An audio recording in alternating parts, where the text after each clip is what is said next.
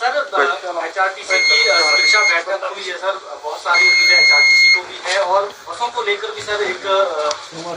कब से बसें चलेगी, क्या सर? बसें कब चलेंगी ये निर्णय तो कल कैबिनेट में करेंगे, लेकिन HRTC हमारी जीवन रेखा है एक तरह की हिमाचल प्रदेश में, और जहां ग्रामीण क्षेत्रों में ट्रांसपोर्टेशन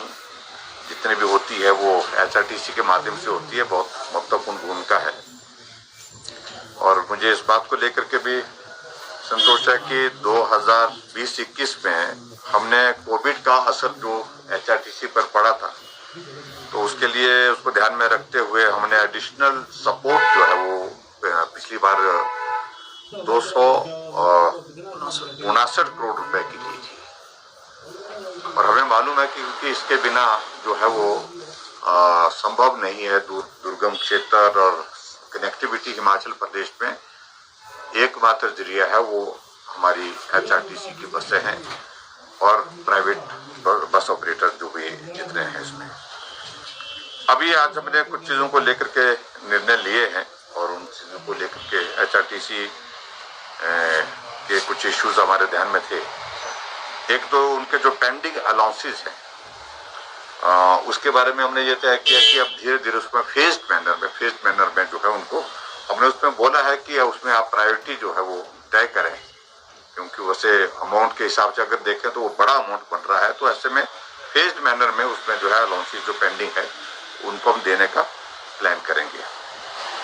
दूसरे जो एक इमीडिएट जो लग रहा है हमको, जो मेडिकल रिम्बर्समेंट जो पेंडिंग है उनकी लगभग 6 करोड़ से ऊपर का अमाउंट है वो एम्प्लॉइज एंड पेंशन दोनों का, तो उसको हम इसी महीने जो उसको क्लियर कर देंगे, ये भी हमने उसमें स्पष्ट किया है।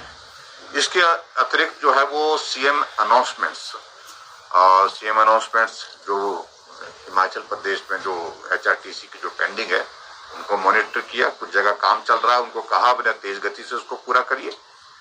ताकि हम एक टाइम बाउंड शेड्यूल के साथ उनको पूरा करके उनको लोगों को समर्पित कर सकें।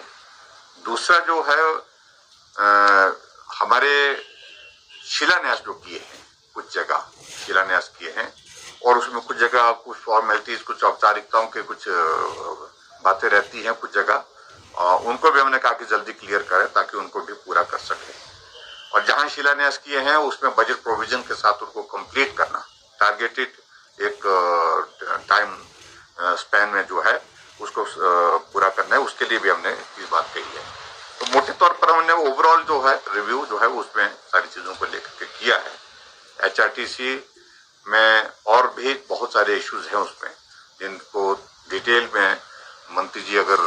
चाहेंगे तो उसमें डिटेल में बता देंगे। मुझे तो HRTC के बारे में आज महत्वपूर्ण यही है, सीएम अनाउंसमेंट, सीएम के फाउंडेशन स्टोन्स और उसके बाद मेडिकल रिइंबर्समेंट जो पेंडिंग थे दोनों कैटेगरी के, जिसका जिक्र किया हमने, तो वो जारी कर देंगे। और उसके बाद जो अलाउंसेज उनके जो पेंडिंग है उसको फेज्ड मैनर में हम आने वाले समय में उसको जारी करते हैं। सर, आपका चंडीगढ़ विजिट है, बहुत महत्वपूर्ण कुछ बैठक भी होनी है, किस तरह की बैठक और क्या कुछ होने वाला है सर? चंडीगढ़ की बैठक हमारी रूटीन की है और पार्टी की बैठक है। पार्टी के कार्यक्रम आने वाले समय के लिए निर्धारित होंगे, क्योंकि पार्टी के कार्यक्रम का जो शेड्यूल निर्धारित हुआ था और हमारे सरकारी कार्यक्रम का जो शेड्यूल निर्धारित हुआ था इन दिनों में, वो कोविड के चलते जो है प्रभावित हुआ है और उसमें से बहुत सारे कार्यक्रम हमको स्थगित करने पड़े, कुछ कार्यक्रम हमको रद्द करने पड़े। ऐसे में अब अगला शेड्यूल, क्योंकि अब हम देख रहे हैं कि कोविड का इम्पैक्ट अब धीरे धीरे कम होता जा रहा है, हम जल्दबाजी में भी नहीं, लेकिन उसके बावजूद दो महत्वपूर्ण चीजों को लेकर के हमको विचार करना है, जिसमें मंडी पार्लियामेंट्री कॉन्स्टिट्यूंसी का चुनाव होना है, बाई इलेक्शन होना है, फतेहपुर विधानसभा क्षेत्र का उपचुनाव होना है, उसके लिए भी विचार करेंगे। और उसके साथ साथ में ऑर्गेनाइजेशनल एक्टिविटीज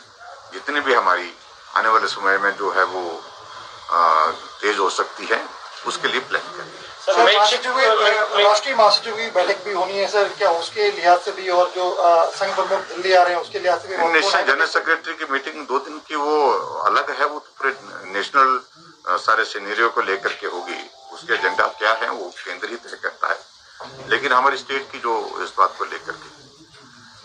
बंगाल हिंसा को लेकर भी बात हुई है सर, क्या बंगाल हिंसा को लेके आपने भी बात की है, कितना महत्वपूर्ण, कितना इम्पोर्टेंट इशू है ये इस वक्त बंगाल हिंसा से? निश्चित रूप से देखिए, आप अंदाजा लगाइए,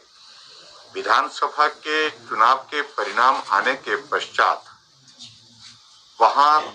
3 दिनों में 17 भारतीय जनता पार्टी के कार्यकर्ताओं की हत्या हुई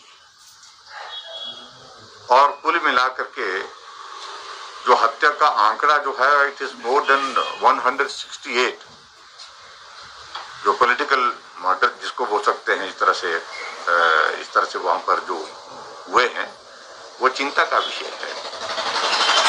वहां अभी इस तूफान के दौरान जो पीछे अभी हाल ही में बाढ़ और तूफान जो जिस प्रकार से वहां पर स्थितियां बनी,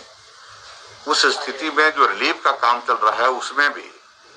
अगर भारतीय जनता पार्टी के कार्यकर्ता, भारतीय जनता पार्टी का कोई समर्थक उस रिलीफ में लाइन में खड़ा होकर के मदद लेने के लिए वहां पर खड़ा है, तो उसको लाइन से भी हटा रहे। यहाँ तक मतलब वहां पर घटनाएं घटित हो रही हैं जो दुर्भाग्यपूर्ण है। सर, जो मेकशिफ्ट हॉस्पिटल आपने आज भी उद्घाटन किया है, तो क्या हम ये थर्ड वेव की तैयारी इसको माने और कितना हम लोग तैयार है थर्ड वेव के लिए? देखिए, तैयारियां हमको करके ही चलना पड़ेगा, क्योंकि कोविड ने पिछले 1.5 साल के कार्यकाल में ऐसे संदेश एक बार नहीं अनेक बार दिए कि जो हम सोचते हैं उससे हट करके कुछ चीजें उसमें निकलती है। फर्स्ट वेव हुई, फर्स्ट वेव के बाद शांत हुआ और दूसरी वेव ऐसी आई जिसको संभालना बहुत कठिन हुआ है, देश को भी और प्रदेश को भी। और उसमें जो रिक्वायरमेंट हमको और चीजों की पड़ी, उसमें ऑक्सीजन की रिक्वायरमेंट बहुत ज्यादा, जो एक्सपेक्टेड ही नहीं थी, ऐसा लग ही नहीं रहा था। और उसके साथ साथ में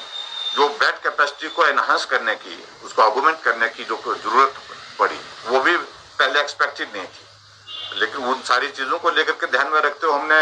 आने वाले समय के लिए हमने तय किया कि हमने थर्ड वेव की तैयारी भी आज से करनी है। और ये कहा जा रहा है कि थर्ड वेव में बच्चों पर ज्यादा प्रभाव होगा, तो बच्चों पर ज्यादा प्रभाव होगा, उसके लिए जरूरत क्या है? जैसे अब की बार इस वेव में ये बहुत ज्यादा स्टडी नहीं थी किसका इम्पैक्ट किस एज ग्रुप पे ज्यादा होगा। तो ऐसे में अगर बच्चों पर होता है तो इसमें स्वाभाविक रूप से हमको जो हमारे MCH हॉस्पिटल जहां है, जहां भी जिस रूप में है, वहां पर हमको कैपेसिटी बढ़ानी पड़ेगी। वहां पर हमको इंफ्रास्ट्रक्चर के साथ साथ में जो टेक्निकल चीजें जो है उसमें बढ़ाने की आवश्यकता होगी, क्योंकि वेंटिलेटर में भी एक लिमिट तक जो है वो छोटे बच्चों के लिए उसमें टेक्निकल चीजें जो है उसका अटैचमेंट वगैरह बहुत उसमें अंतर है। तो इसलिए वो सारी चीजों को लेकर के हमको करना पड़ेगा उस तरह से हमने कहा कि एक बार सब की सब चीजें हम तय कर लें कि रिक्वायरमेंट हमारी क्या होगी, वो प्रोक्योर कहाँ से होगी और प्रोक्योर करने के लिए कितने दिन के अंदर प्रोक्योर हो सकती है, उन सारी चीजों की तैयारी करने की जरूरत है। आज से ही तैयारी करने की जरूरत है, नहीं तो ऐसी जैसे आपकी सेकंड वेव में पूरे देश भर में अफरा तफरी, ऑक्सीजन का सिलेंडर नहीं मिल रहा है, सिलेंडर मिल रहा तो उसका रेगुलेटर नहीं मिल रहा है, ऐसी चीजें बहुत सारी आई। तो ऐसे में ये तो करने की जरूरत है। कोरोना का संकट जिस तरह से है, तो क्या बाई इलेक्शन जो होने हैं वो समय निर्धारित समय पर हो पाएंगे या स्टेट क्या? देखिए, इस बारे में टिप्पणी कर चुनाव आयोग तय करेगा तारीख, उसके बाद हम हालात देखेंगे कैसे कैंपेन प्लान करनी, कोविड की सिचुएशन को ध्यान में रखते हुए ही प्लान करेंगे। Sir, thank you.